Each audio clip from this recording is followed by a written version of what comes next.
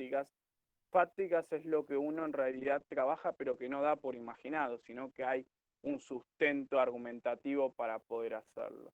Y obviamente el sociólogo tiene que ser tanto fáctico como realizar algo con un cierto criterio científico, porque nos tenemos que diferenciar de lo que obviamente sostenemos en el día a día. Es decir, si nosotros nos hacemos a diario múltiples preguntas que terminen siendo del sentido común, no estamos siendo, digamos, muy distantes a lo que podrían llegar a lo que, digamos, se puede llegar a tener en cuenta y que en realidad puede ser una visión errónea. Vuelvo a decir lo mismo, el amor es una concepción que nosotros tenemos y puede estar bien, mal, equivocada, puede tal vez en otra tribu, en otra cultura se puede trabajar de otro modo. Lo mismo puede ser desde el aspecto laboral, lo mismo puede ser desde el aspecto de la calidad de vida o demás cuestiones o condiciones que se pueden llegar a trabajar que en otros ámbitos o lugares no corren o no rigen de la misma manera. Por lo cual el sociólogo tiene que preguntarse, tiene que primero realizarse preguntas, ¿no? Que tienen que tener una conducción científica, digamos, tienen que ser elaboradas para que un método científico llevado adelante las pueda contestar. Tiene que observar el lugar, esto no haciendo hincapié mucho en la punta de los elementos que les hicieron, ¿no? ¿Qué elementos tiene que tener un sociólogo? Tiene que observar, tiene que llevar adelante un método científico y las más importantes para mí, que son las dos, es plantearse una hipótesis sobre alguna situación, sobre algún criterio o algo que se pueda llegar a trabajar. Esa hipótesis deberá ser contrarrestada en el campo que es el lugar de trabajo. Tiene que ser verificable si es verdadera. Bueno, el sociólogo tenía razón en lo que estaba apuntando y podía, digamos, si puede trabajar en base a eso y llegar a una conclusión óptima que seguramente ya la había predestinado. Y si es falsa, bueno, tendrá que rever por qué la hipótesis, digamos, no coincide con lo que él trabajó. Puede concluir el trabajo diciendo que digamos que la hipótesis no es correcta, o también puede plantearse una nueva hipótesis y ver si esa hipótesis puede ser más cercana o afín a lo que él buscaba. ¿Cómo se comprueba o se corrobora una hipótesis? Bueno, con métodos de recolección de datos. Generalmente se utilizan encuestas en términos cuantitativos, es decir, yo si utilizo bastantes números, por ejemplo, quiero hacer una investigación de el curso de ingreso de la facultad y para saber por qué mucha gente puede quedar afuera del curso, ¿no? Entonces yo para realizar una investigación de ese tipo seguramente tenga que hacer una investigación cuantitativa, porque estoy hablando de muchas personas. Y ya adelante lo que es conocido como una encuesta, así como multiple choice, como fueron las que tuvieron del lunes, en donde realizo bastantes preguntas y ustedes tienen que contestar. Si es una cuestión mucho más, digamos, específica y quiero realizar una investigación cualitativa, en donde ahí tal vez voy a apuntar a entrevistar a administrativos de la facultad, a docentes, a algún que otro estudiante, a algún referente o algo de algún ámbito, seguramente que haga unas entrevistas, y eso ya es algo cualitativo, porque es, digamos, algo ya mucho más centrado en alguna función. Esto igual se los menciono, ya lo van a ver mucho más adelante en todas las carreras, pero bueno, cuenta y sirve como... Sí, hola Nicolás.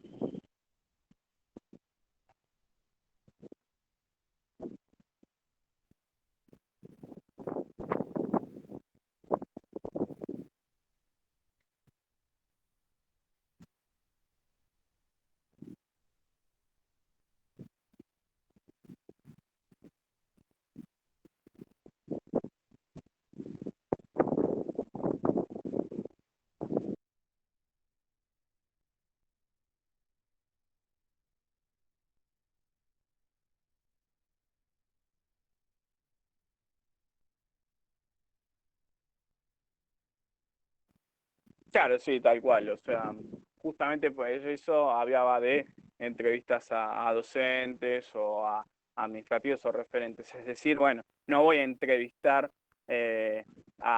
si tengo que entrevistar a 10 personas, seguramente a 10 estudiantes que me pueden aportar, obviamente, una mirada muy, muy útil, afín a mi investigación, pero una entrevista requiere como algo mucho más de sustento argumentativo y bueno, por eso también tengo que recurrir a otras áreas. Y por eso en este caso yo creo que la encuesta sería lo más adecuado, ¿no? Como para el ejemplo que acabo de dar. Y una vez realizado todo esto, uno se tiene que plantear en realidad que el sociólogo o la socióloga no puede carecer de objetividad, tiene que ser objetivo. El problema es que ser objetivo en la vida es muy difícil, porque uno está cargado de subjetividad, uno está cargado de creencias, de ideas, de estar identificado con algo. Entonces, ¿qué le garantiza a un sociólogo poder ser objetivo realmente? Todo esto que estábamos mencionando antes. Para que un sociólogo sea objetivo, tiene que elaborar todo en base a un marco de un método científico, tiene que realizar preguntas, tiene que realizar una hipótesis, luego corroborarla y que, digamos, y que bueno, el resultado no sea ni manipulado, ni manejable, ni nada por el estilo. Y bueno, en base a eso, que todo, digamos, tenga una cierta proporción de igualdad y equidad. Por ejemplo, si hacemos una encuesta en la facultad, lo ideal sería que tomemos 10 encuestas para las 10 carreras de la facultad, es decir, que no vayamos a preguntarles a todos los estudiantes de psicopedagogía y a nadie de letras, por decirlo de alguna manera, porque esa sería una visión errónea después que tal vez podemos llegar a tener la facultad. Lo interesante sería tener una visión equitativa de todas las cosas, y eso también garantiza un poco la objetividad del sociólogo y la socióloga. Además de que después, una vez realizada la investigación, que venga otro investigador y diga, mira qué interesante lo que hizo este tipo. Bueno, lo quiera comprobar y el resultado le dé exactamente igual, o que sea más o menos, o que sea parecido o similar a lo que realmente se había hecho. Entonces, para que se garantice la objetividad, el sociólogo en qué se puede fundamentar en todo lo que ya había elaborado o producido.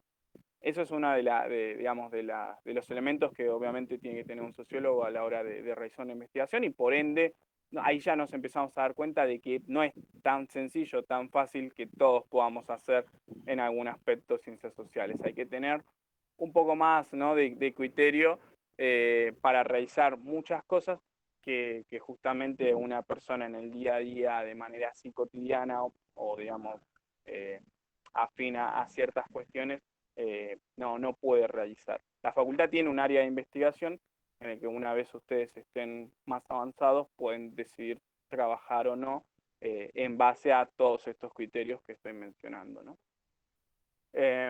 Eso como para cerrar un poco el tema del texto de sociología, ¿no? O sea, es más que nada, vuelvo a decir, es una ciencia social, que la idea es que, bueno, que se realicen preguntas sobre situaciones que pueden parecer cotidianas o comunes, pero que realmente son mucho más complejas, mucho más difíciles de analizar, que realmente si nosotros nos llegamos a hacer este tipo de preguntas nos vamos a dar cuenta que hay elementos que son mucho más variados, que son mucho más múltiples. Hay cuestiones que se pueden llegar a responder fáciles. Ustedes que están haciendo el curso de ingreso, uno puede preguntarse, bueno, al haber un examen, es más posible que haya más gente que quede afuera que si no lo estuviera. Y seguramente que sí. Ahora, analizar esas causas o condicionamientos de por qué tal vez digamos, la gente puede quedar afuera, no solamente puede implicar el examen, sino que puede implicar muchas otras cosas que pueden ser situacionales, pueden ser individuales de cada uno, puede ser digamos, de la perspectiva, puede ser del contexto, de que justo le pasó algo, justo le agarró COVID, tuvo que ausentarse 10 días y ya perdió casi toda una parte de lo que era el curso de ingreso. Es decir, pueden pasar múltiples factores para que una persona en realidad no termine completando el curso, por decirlo por un ejemplo. O realizó el multiple choice del lunes y se vio desmotivado y dijo, no, esto la verdad que no es para mí. Así también todo lo contrario, ¿no? Pero bueno, todos se supone que desde que cuando arrancamos desde el día 1 queremos completar y terminar lo que es el curso de ingreso y empezar a estudiar en la facultad. Entonces el sociólogo debería trabajar y ver por qué desde ese día hasta el final del curso hubo ciertas personas que no lo pudieron completar y terminar. Y como acabo de decir recién, las causas de eso pueden ser muchísimas. No sé si tienen alguna pregunta o algo en particular respecto del trabajo práctico que se habían mandado. Si no me equivoco, hay distintos temas, pero las preguntas estaban orientadas en base a lo que le contesté. Obviamente se trabaja en lo cotidiano, también podemos hablar.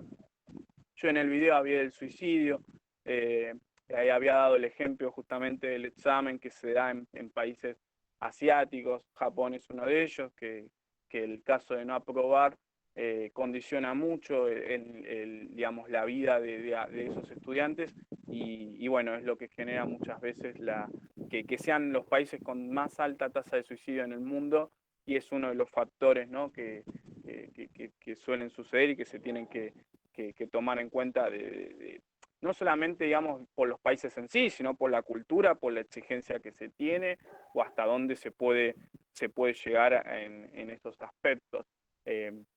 Pero bueno, por decirlo de alguna manera, en esos países no aprobar el examen ya implica una quita de un montón de cosas, prestigio, estatus, vuelvo a calidad de vida, digamos, la honorabilidad de cada uno, es decir, son muchos valores que se ponen en juego en una instancia y que de no pasarla de la mejor manera posible hace que, bueno, uno termine decidiendo tal vez, digamos, el caso más horripilante como puede ser, bueno, deshacerse, ¿no? de la vida de uno mismo. Australia, para empezar a contener un poco esta situación,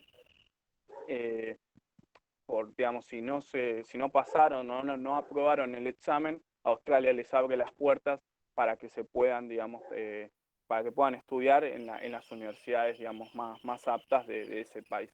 O algo así había cuando me tocó, digamos, ver de cerca toda esta situación, pues me había llamado la atención, había, digamos, realizado como para, bueno, que esta variable que se estaba dando empiece como a disminuir un poco. Y bueno, y así menciona el texto también otras, automatización y demás, pero bueno, creo que la idea se entiende. Se trabajan en ámbitos o situaciones de la vida con la idea de poder llevarlas mucho más profunda hacia adelante y ver que no solamente hay, más allá de que haya una idea de sentido común, hay que ver si realmente es verificable o no a lo largo del tiempo. Si hay alguna pregunta, la dejan en el comentario. Yo voy a arrancar con historia, ¿sí? El texto lo divide en 4 fases. En realidad lo divide en el siglo XX, ¿sí? Y las 3 fases del siglo XXI, que están divididas desde el año 89 hasta el 2015-2016, que es cuando llega el texto. Es decir, el texto no contempla lo que después vendría a suceder con el coronavirus, por lo cual el análisis, si ya era muy malo, imagínense si hubiera abarcado estos últimos 2 años.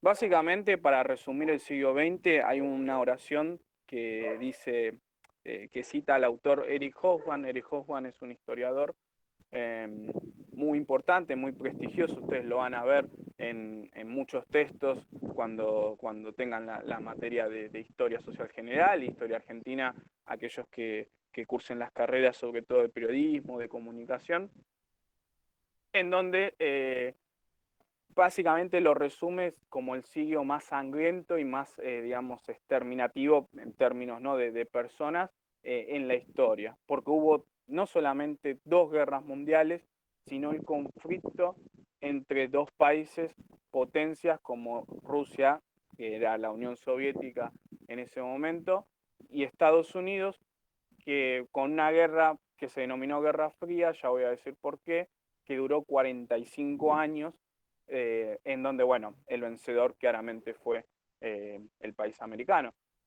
Pero para ir resumiendo un poco, porque habla de la Primera Guerra, cómo quedan conformados después los países, hay varios protagonistas a lo largo de esta historia. Obviamente Estados Unidos y Rusia son los cabezas de serie, pero también hablamos de Alemania, que fue el país le han derrotado en ambas guerras, sobre todo en la primera, porque en la primera es el responsable directo de, digamos, de todo lo que había ocasionado la guerra.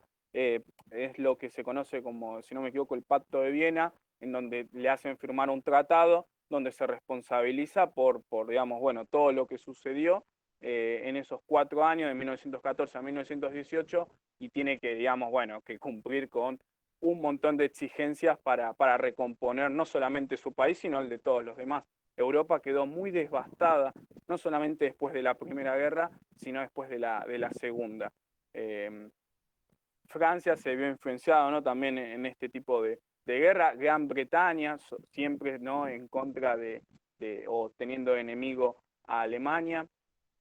Italia, que va a aparecer, ¿no? Con Mussolini en la Segunda Guerra, aliado al bloque nazista. Y Japón como un país, ¿no?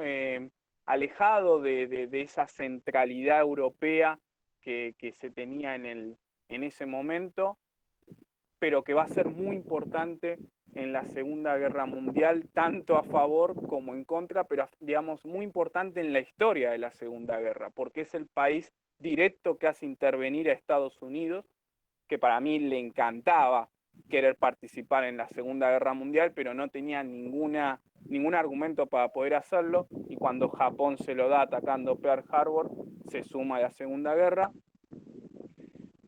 y, y Japón, sí, perdón, no sé si querías agregar algo más.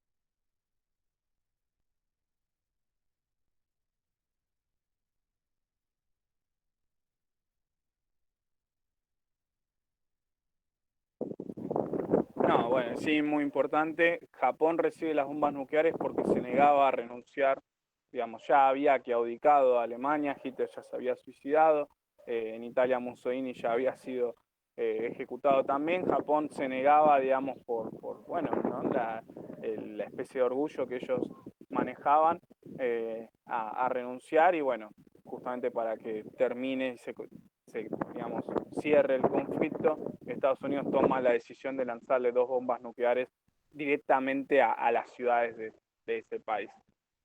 Que tuvo, digamos, bueno, Japón para reconstruirse, obviamente tardó, si no me equivoco, entre 10 y 15 años, no sé, las ciudades tienen un impacto muy importante al día de hoy. Bueno, fue un acontecimiento más que histórico, porque bueno, fue la primera vez que se usaron, digamos, este tipo de elementos más nucleares y químicos, ¿no?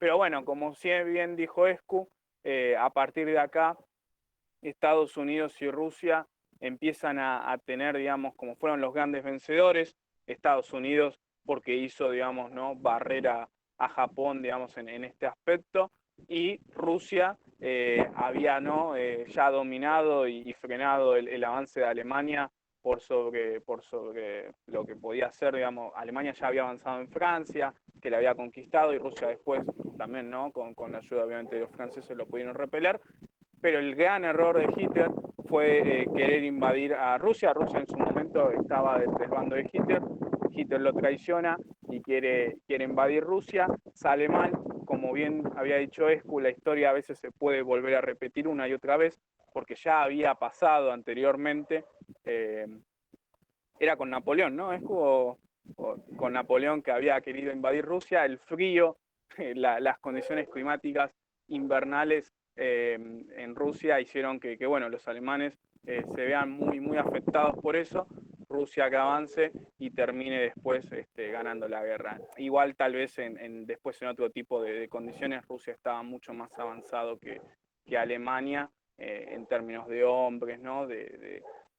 Más que nada en número. Alemania estaba avanzado en lo que era la ciencia y tecnología, pero ya después se empezó a ver muy reducido y bueno, eso terminó con su gran derrota.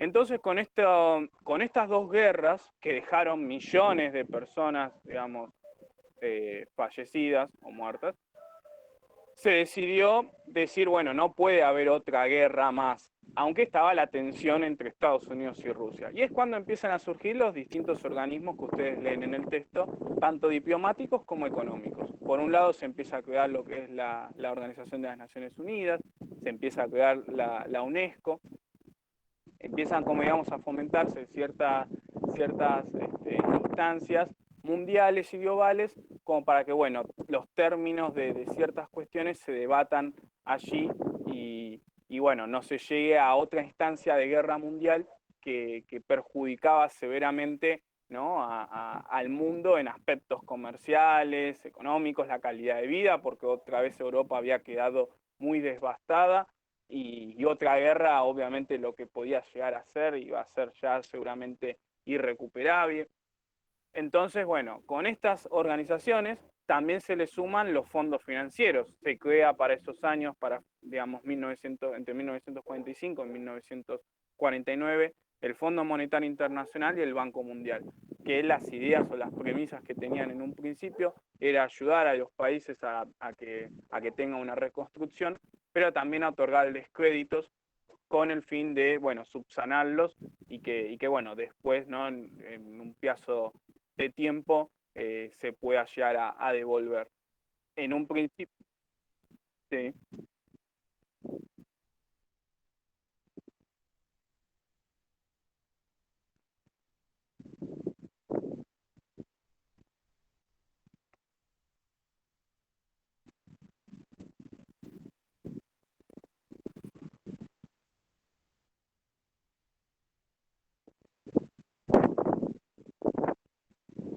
Sí, que está justamente también conformado con países que pudieron, digamos, salir fortalecidos de estas guerras, ¿no? Obviamente que Estados Unidos es uno de los líderes tanto en la opinión, digamos, y en las decisiones que pueda llegar a tomar el Fondo y el Banco Mundial. Las sedes están justamente en su país. Independientemente después de quién las presida, seguramente que muchas de las decisiones que decidan tomar los organismos están en un lineamiento con lo que lleguen a pensar los dirigentes políticos de ese país de América. Y bueno, con todo este marco surge, ya había aparecido para Estados Unidos tiempo atrás, antes del comienzo de la Segunda Guerra, las corrientes económicas del estado de bienestar. El estado de bienestar había surgido justamente, se lo llama, digamos, el keynesianismo, o por ahí apodado por justamente su autor, John Keynes, que fue un económico que, bueno, para salir de la profunda crisis que se había generado en 1929 en Wall Street, había que, digamos, a generar un nuevo círculo económico en donde ya la sobreproducción no servía para el mundo capitalista, sino que había que consumir.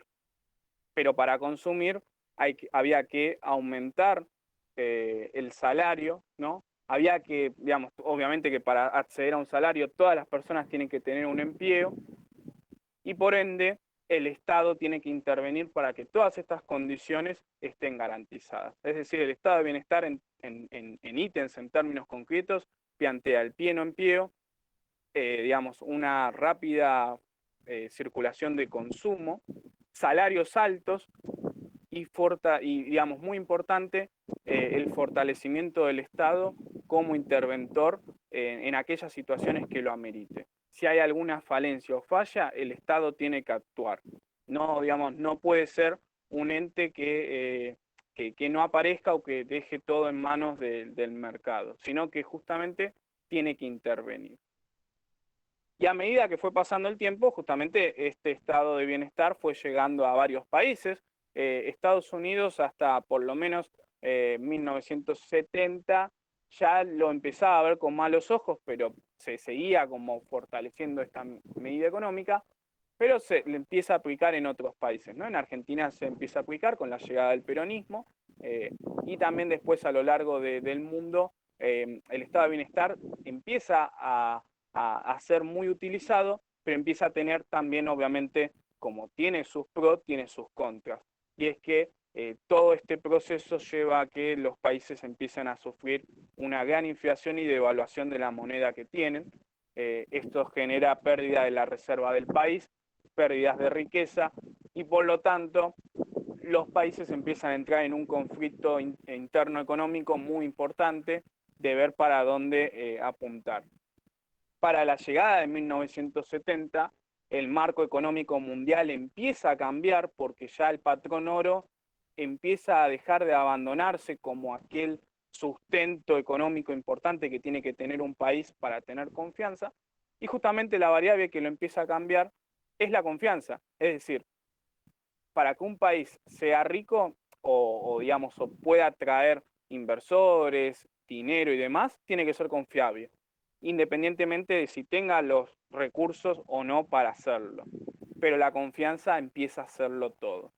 Y acá es cuando aparece la otra corriente económica importante del siglo XX, que es el neoliberalismo. El neoliberalismo plantea justamente todo lo contrario al estado de bienestar. El Estado es un ámbito nefasto, corrupto, inútil, y que justamente en donde intervenga va a generar déficit, pérdida económica, y tiene que hacerse a un lado solamente para cuidar cuestiones que tengan que ver más con lo institucional, con lo político, pero no con lo económico. El Estado no tiene que estar en la economía, o en lo que más se pueda, ¿no? Por lo tanto, para desarticular estos, sí, ¿no? Escu se está grabando, ¿no? Se está grabando, así que cualquier cosa. Pero para desarticular estas cuestiones, el Estado tiene que dejar de funcionar en varios aspectos y esto lleva a que muchos países tomen la determinación de privatizar organizaciones estatales, que el texto bien lo menciona. Para la llegada de Carlos Menem en Argentina en 1991, se realiza se cambia el rumbo económico, se realiza lo que es bueno, el neoliberalismo en el país y se empiezan a privatizar varias empresas, ferrocarriles argentinos, aerolíneas argentinas, YPF, yacimientos carboníferos también, para que, bueno, justamente el Estado deje de ser el autor o el protagonista en esos ámbitos y quede en manos del privado. Adam Smith, que es el autor del liberalismo, llamaba mano invisible al mercado, es decir, que el mercado fluctúe y decida, en base a la oferta, la demanda y otros condicionamientos, el valor real del mercado. Es decir, que la pelota la maneja el mercado. Y varios países lo van a aplicar, Estados Unidos va a ser uno de ellos, Gran Bretaña también, con la llegada de Margaret Thatcher, pero en América se va a dar con Chile como el primer país sudamericano en utilizar el neoliberalismo después, digamos, ¿no?, de la caída de Salvador Allende, que es asesinado en su palacio, asume Pinochet y, bueno, con esta dictadura se lleva adelante el proceso de neoliberalismo por primera vez en América Latina y que después se va a repetir no solamente digamos, la idea económica del neoliberalismo, sino también las dictaduras. Esto se da en el marco de la Guerra Fría, en donde hay tres elementos o tres cuestiones importantes que yo quiero destacar para terminar con el siglo XX. ¿Qué las menciona el texto? Cuba, en donde surge la revolución en 1958-59, se termina el gobierno dictatorial de ese entonces y se impone, digamos, el gobierno de Fidel Castro y de Che Guevara, que después, bueno, igual decidiría dejar su puesto y su cargo de Cuba para obtener o hacer la liberación en Bolivia, pero le sale mal y muere asesinado. Pero con este gobierno llega el comunismo a América. Cuba se vuelve comunista, se alinea en los lineamientos, digamos, tanto digamos, políticos como económicos de lo que llevaba a cabo la Unión Soviética y termina siendo una base muy importante para Rusia en América.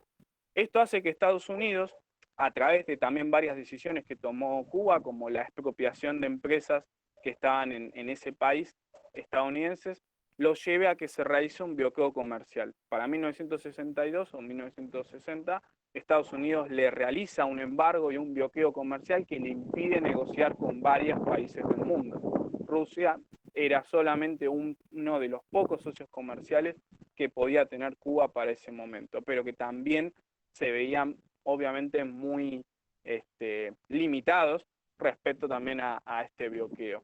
Sin embargo, Rusia en lo que podía lo ayudaba. Y había con este elemento, Cuba empieza a tener una base militar de Rusia en donde se instalan los misiles que apuntaban a Estados Unidos. Y Estados Unidos tenía en Alemania, que va a ser un país también muy importante en lo denominado la Guerra Fría, porque tenía no solo al país dividido en un bando y el otro, sino en Berlín, la ciudad, y con el muro de Berlín construido en 1961, tenía también lo que se conocía como la Alemania democrática y la Alemania federal, y bueno, en una de esas Alemanias estaba justamente la que estaba al bando de Estados Unidos, tenía los misiles apuntando a Rusia. Y era una tensión inquietante de que en algún momento un país iba a atacar al otro. Pero nunca sucedió.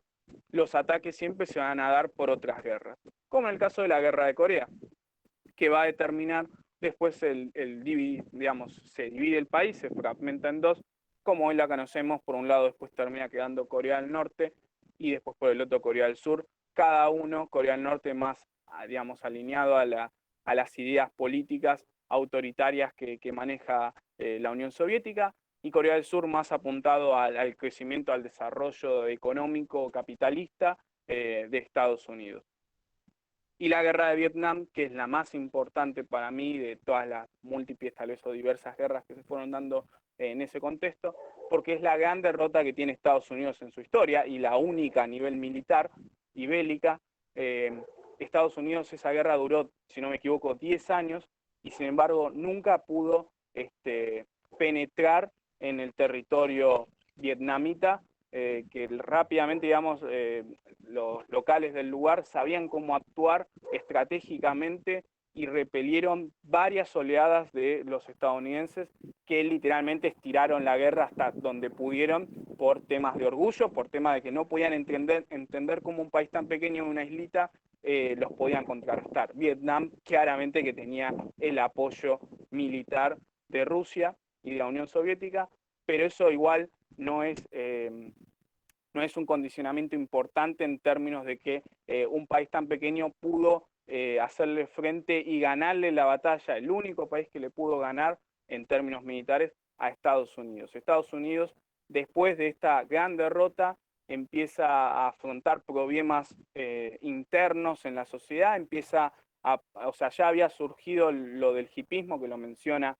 el texto. En Francia se había dado el Mayo francés, que es un paro que se le hace la sociedad al gobierno de 5 días para que el presidente termine renunciando, y se llama elecciones.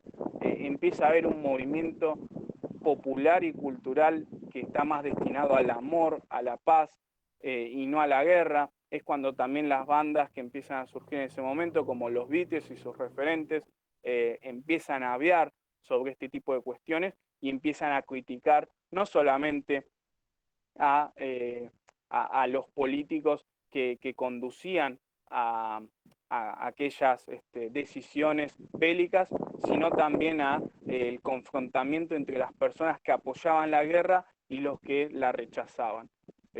Si no me equivoco, bueno, Forrest Gump es un ejemplo de todo esto que estoy mencionando, porque toca la guerra de Vietnam, así como Rocky 1 y varias películas, porque bueno, están muy presentes en Estados Unidos en términos de orgullo. Hablando también, ¿no?, de películas, Rocky 4 es también la ilusión y la publicidad que tenía Estados Unidos para demostrarse siempre superior a la Unión Soviética. Una película que recomiendo no solamente por lo que es la saga de Rocky, pero sino también por lo que representa para tanto esa época, lo que quería reflejar Estados Unidos con su, a nivel propaganda hollywoodense, lo que pudo, ¿no?, llevar adelante. Pero es una muy buena película.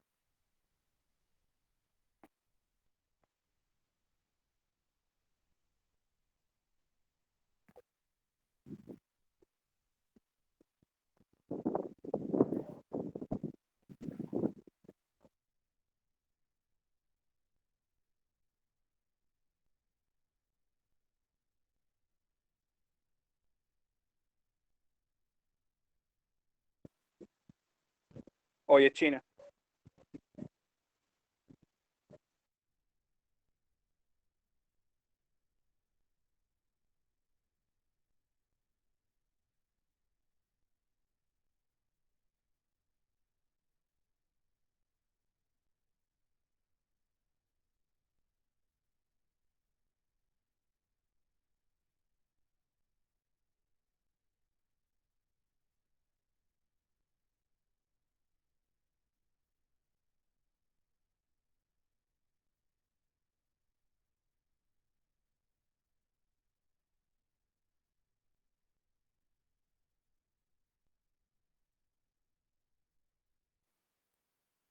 Sí, obvio. Lo interesante a veces no es solamente ser, sino parecer.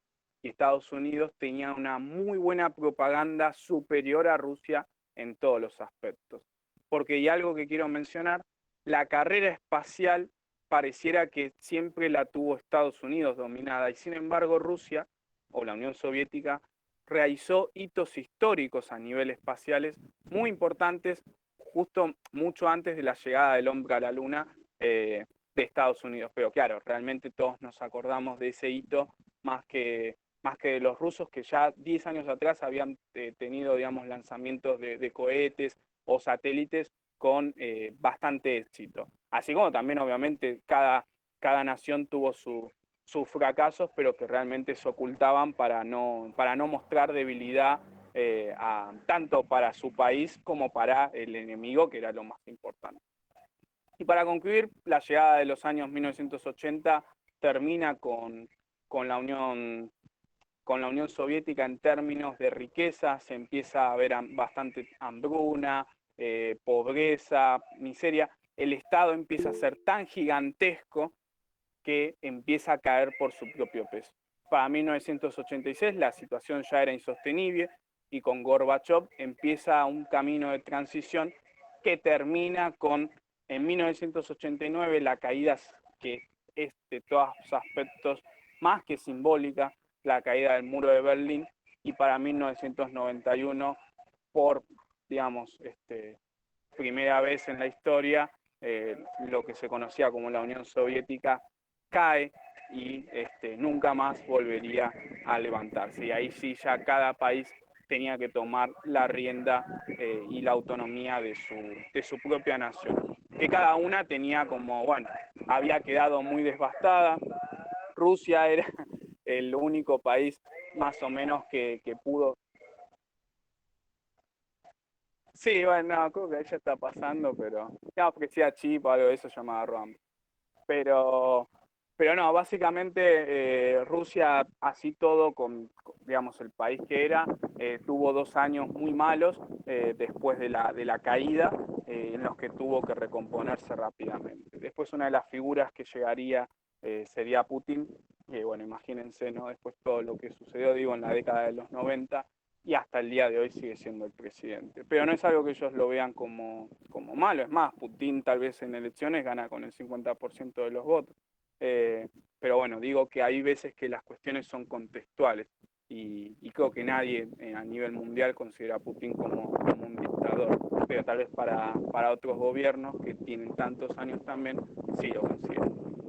Y con la llegada de 1991 nos adentramos en la primera fase, que acá es, digamos, si ustedes lo tienen que sintetizar, son dos cuestiones, la globalización y el multilateralismo. La globalización porque empieza a haber una red interconectada en todo el mundo, los países empiezan a hacer intercambios mucho más rápidos, más fluctuantes, con la llegada no sobre todo, digamos, del Internet, que es el actor principal y protagónico de esta década, para lo que es esta instancia empieza a surgir las primeras páginas web, empieza a generarse los home banking, el envío de mails y correos electrónicos, las redes sociales, los videojuegos en línea. Es decir, empieza a haber una interconexión simultánea de un lado del otro al mundo por primera vez en tiempo real.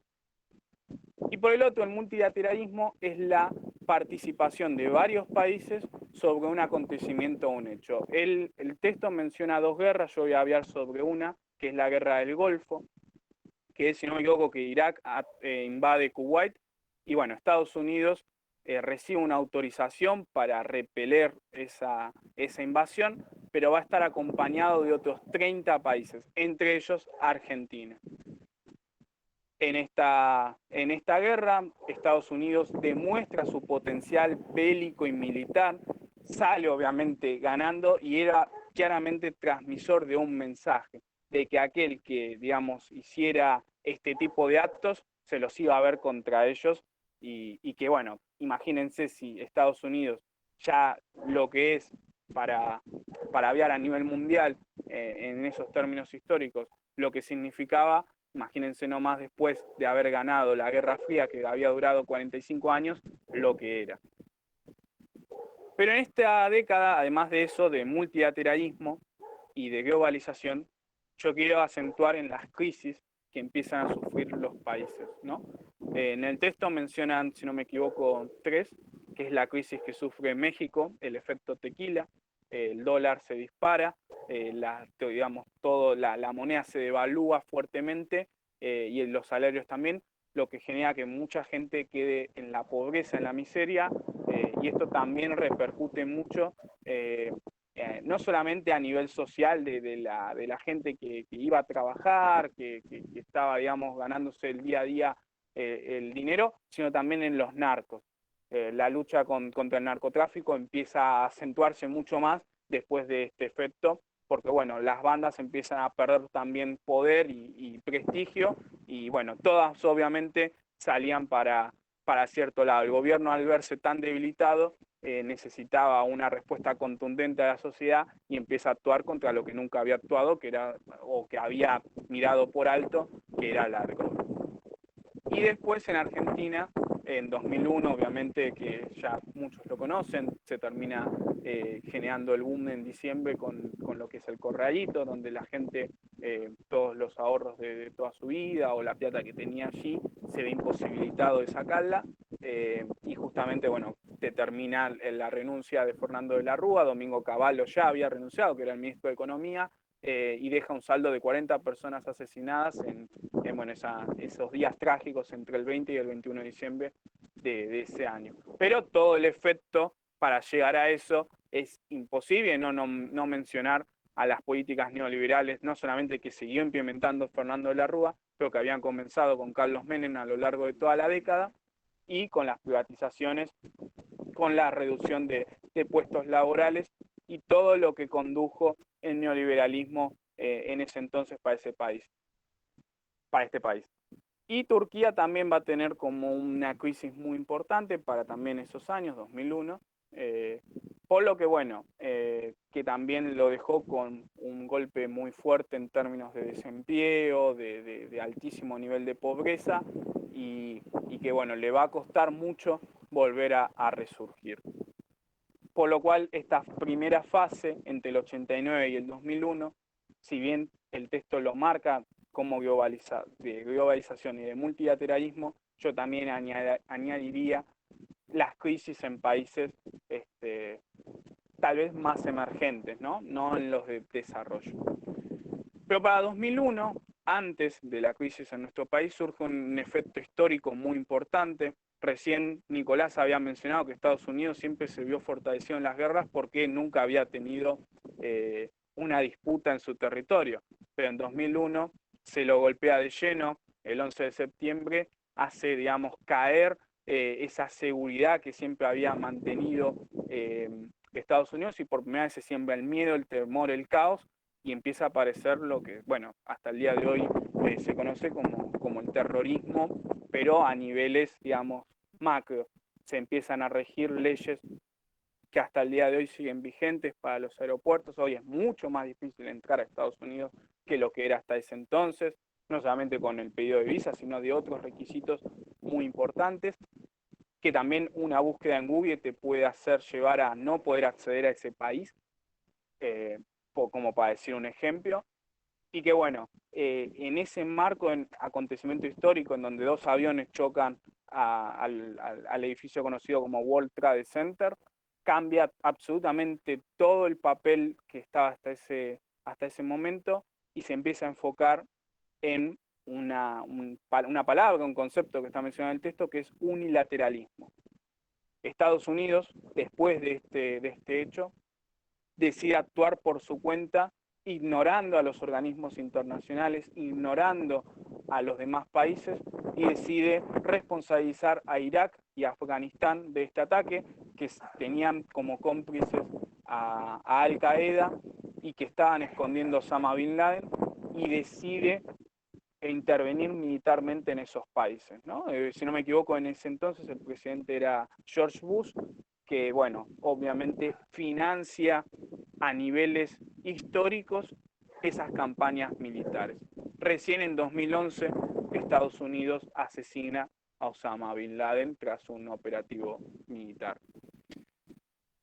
Esta etapa del 2001 al 2008 hace que Estados Unidos, como bien dije antes, financie en exceso sus campañas militares, actuando por sobre su cuenta, ¿no? O sea, diciendo, bueno, yo soy el dueño de la pelota, ahora la voy a manejar yo, y por ende esto hace que se genere una pérdida real, ¿no? del dólar, un desbalance económico muy importante, que culmina con la crisis financiera capitalista en 2008. Una crisis muy importante que tal vez en Argentina no se vio reflejada, pero que sí repercutió en varios países del mundo. España se vio sumamente afectada, se conoce mucho como la marcha del 11M o cuestiones de ese estilo, ¿no? Marchas a Madrid, a muchos lugares, porque mucha gente literalmente se quedaba desocupada de sus casas, perdía las casas, y digamos, no solamente porque el valor de los inmuebles aumentaba demasiado, sino por todo lo que generaba el desempleo, la pérdida del valor, digamos, de la moneda, y todos los valores que van, digamos, si se dan cuenta, uno al lado del otro, que suceden en todos los países del mundo. Y Estados Unidos también se ve bastante afectado por esto, ¿no? Esta crisis hace que se termine con una etapa que habíamos visto hasta ese momento más o menos previsible y empieza a aparecer desde 2008 en adelante una cuestión, o sea, el texto menciona dos, una tensión y de guerra constante, aunque no estén en las condiciones de guerra, y la incertidumbre. Es decir, desde 2008 para acá, el factor de incertidumbre es tan alto que no se sabe qué va a pasar. Y el texto menciona tres ejemplos. Menciona a Grecia, menciona a Gran Bretaña como partícipe del Brexit y menciona a Cuba, ¿no? Con lo que se conoce como el muro del Caribe, que se termina también cayendo.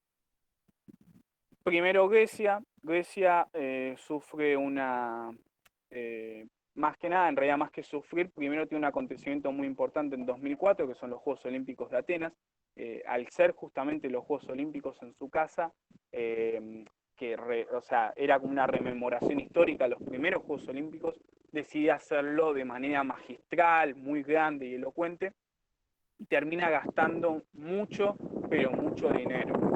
Lo que hace que después Grecia tenga severos problemas económicos, sumado a que Grecia todo lo que lo consume lo tiene que salir a comprar, digamos, a importar. Grecia no tiene muchos recursos en términos sobre todo de comida, no tiene muchos campos o muchas cuestiones de ese estilo, por lo cual todo eso lo tiene que salir a buscar afuera. El desbalanceo económico que tiene Grecia es tan grande que tiene que recurrir al FMI, si no me equivoco, en 2011, para que le dé un salvataje económico que no tenía hasta, digamos, que era inevitable.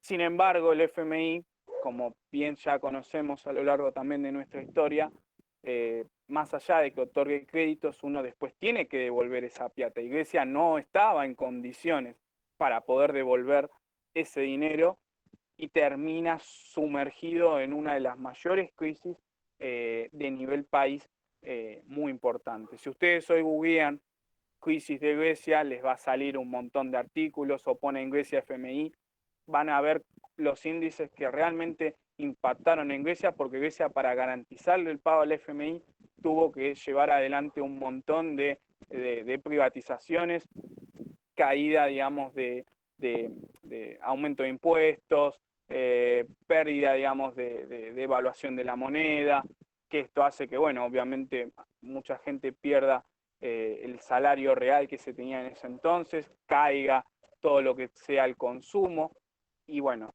en base a eso, sí,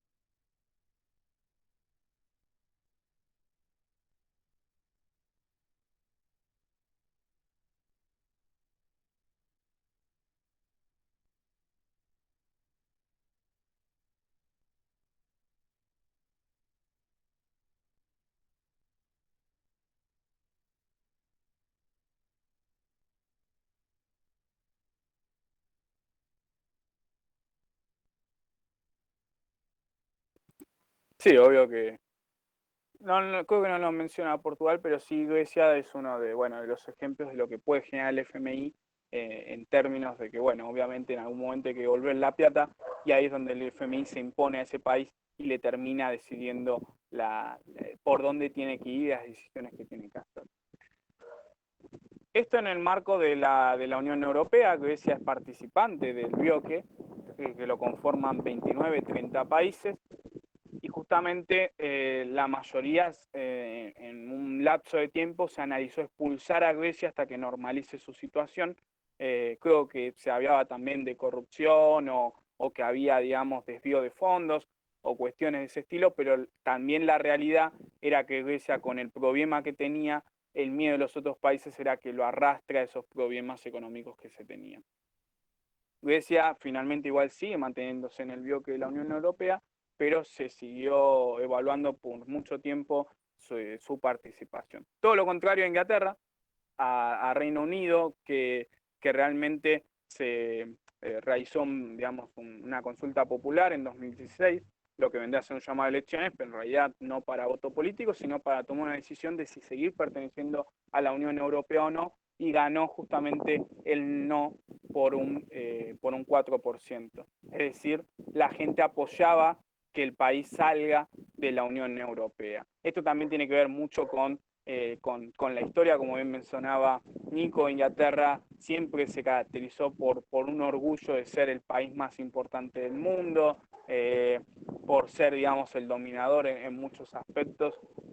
Hasta el día de hoy sigue teniendo muchas colonias británicas a lo largo del mundo. Y bueno, justamente no iba a ser la excepción en este caso, que bueno, ellos en realidad decidan que por una cuestión más de autonomía tengan que salirse del bloque.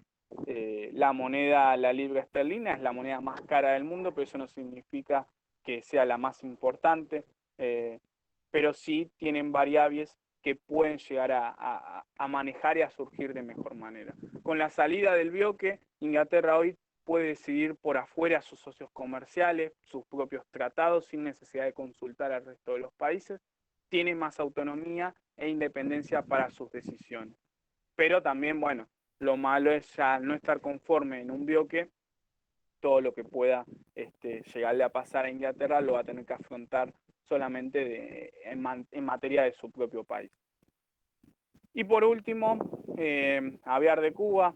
Cuba hasta llegado 2015 seguía teniendo el bloqueo comercial y estaba en una lista de terrorismo por Estados Unidos que se había impulsado en 1982, y Barack Obama por primera vez decide acercarse digamos, en condiciones diplomáticas y bilaterales con Cuba. Se inician las negociaciones que culminan en una reunión en La Habana, y Barack Obama retira a Cuba de la lista de países terroristas en el mundo. Y bueno, justamente después empieza lo que es como un pequeño levantamiento del bloqueo comercial, que también se da con funciones simbólicas. Los Rolling Stones tocan en La Habana, en Cuba, por primera vez también, y bueno, empieza como a ver, como se llama en el texto, un deshielo de eso que había surgido en su momento, de ese distanciamiento entre Cuba y Estados Unidos. La llegada de Donald Trump le puso como un freno a todo ese avance que se había dado. Él estaba un poco en contra digamos, de que, bueno, se volvieran a abrir las negociaciones con el país cubano. Pero bueno, sí es verdad que ya la situación no es la misma que antes, y ya ese bloqueo comercial duro que había ya dejó de existir. Pero lo importante desde 2008 para acá es la tensión constante de guerra y la incertidumbre. No se sabe qué puede pasar entre el día de hoy y de mañana.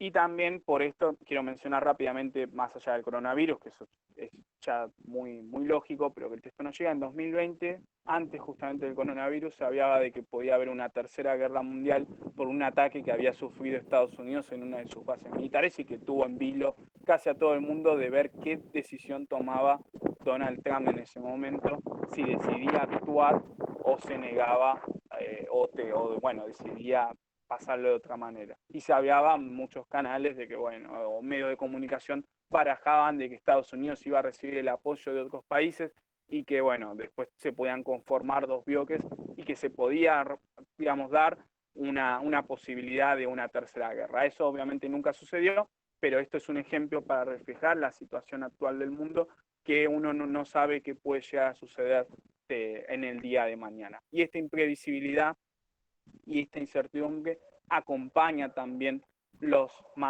términos y el ámbito económico, sobre todo fomentados por generalmente el neoliberalismo, que es en los países de segundo y tercer mundo. En una parte, la característica del neoliberalismo es que si bien se facilitan y se dan las condiciones para que muchos inversionistas pongan plata en el país, así como la ponen, tienen la libertad de sacarla cuando ellos quieran, lo cual genera desequilibrios económicos muy grandes. Esto se dio en años anteriores acá en Argentina, con el gobierno anterior, que si bien las condiciones estaban dadas para que muchos inversores vengan y pongan la plata, también la podían sacar cuando ellos quisieran, y esto se conoce como fuga de capitales, porque hoy vos pones un dinero y a la mínima ganancia que tengas la sacás del país y dejas justamente al país sin reservas, o se van agotando hasta que claramente este círculo o esta bicicleta financiera no da más y el país realmente se queda casi sin stock de reservas.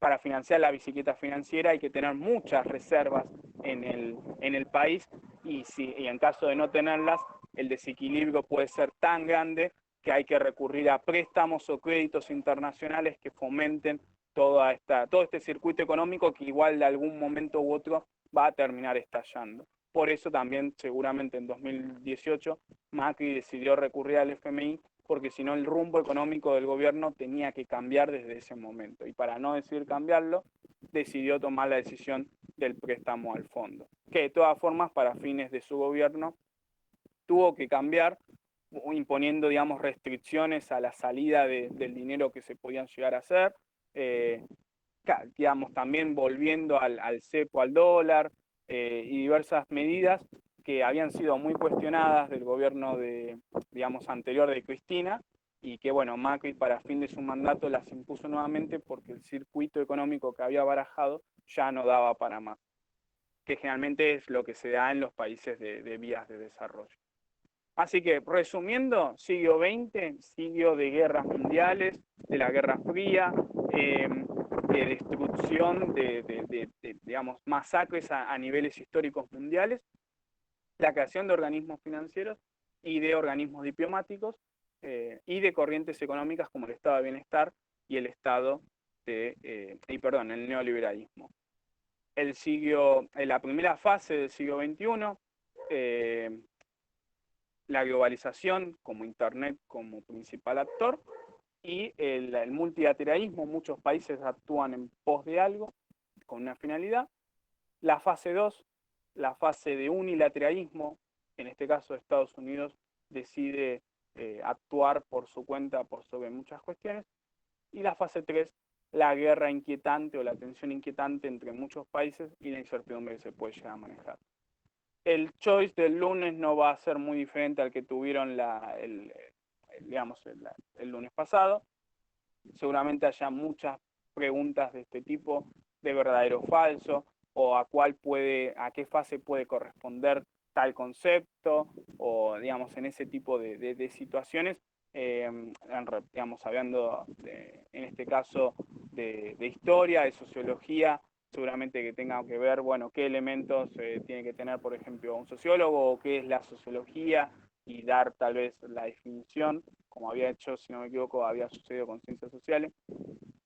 La fase 3 es la fase de guerras, digamos, o de una tensión inquietante de que pueda haber una guerra, y la incertidumbre. Es decir, no se sabe qué va a pasar en términos tanto a corto plazo como a largo plazo. Por ejemplo, bueno, el coronavirus, nadie lo había previsto que podía suceder solamente una enfermedad biológica de este tipo a nivel mundial.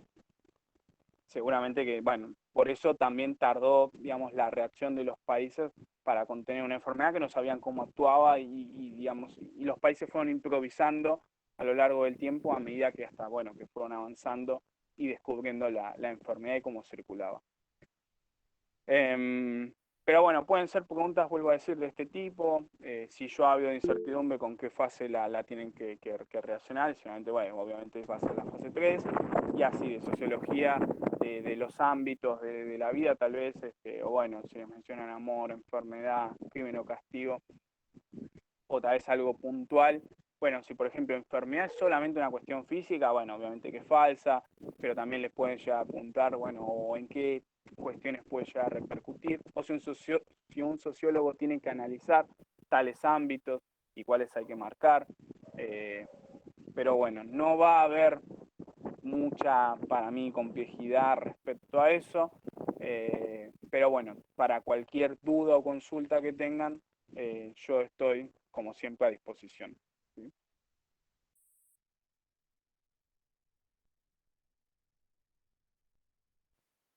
Claro, o sea, de lo que le pueden llegar a apuntar el día lunes en el Multiple Choice.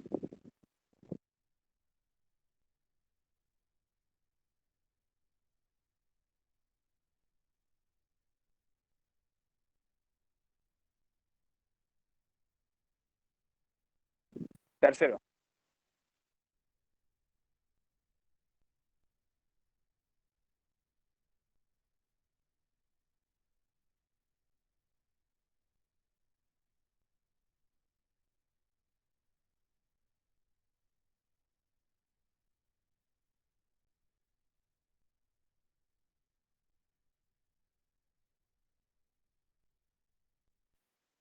Sí, obvio, siempre la recomendación de acá es que en lo posible trabajen a manual cerrado porque no se sabe cómo va a ser el parcial, eh, digamos, en la instancia final que ustedes tienen que rendir, que tienen que aprobar para, para poder quedar en la facultad, pero en caso de que sea como yo creo prever, que va a ser de manera presencial y a manual cerrado, bueno, como para que ya vayan trabajando un poco eso, y después sí, tal vez alguna pregunta o duda que les quede que no la puedan contestar en ese momento, recurran al manual y constaten cuál puede ser la respuesta.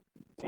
Pero bueno, en base a eso no hay mucho, mucho más para analizar. Si tienen alguna pregunta puntual, la podemos trabajar, si no, ya son bueno, libres de esta clase. Igual pueden contar, como siempre, si tienen alguna duda o inquietud, el lunes vamos a estar al tanto en nuestras redes, o bueno, pueden preguntar por Nicolás o por mí, para que, bueno, ya estemos respondiendo sin ningún tipo de problema, ¿sí? Si no, ya son, si no quedó ninguna duda o consulta, ya pueden salir del Meet.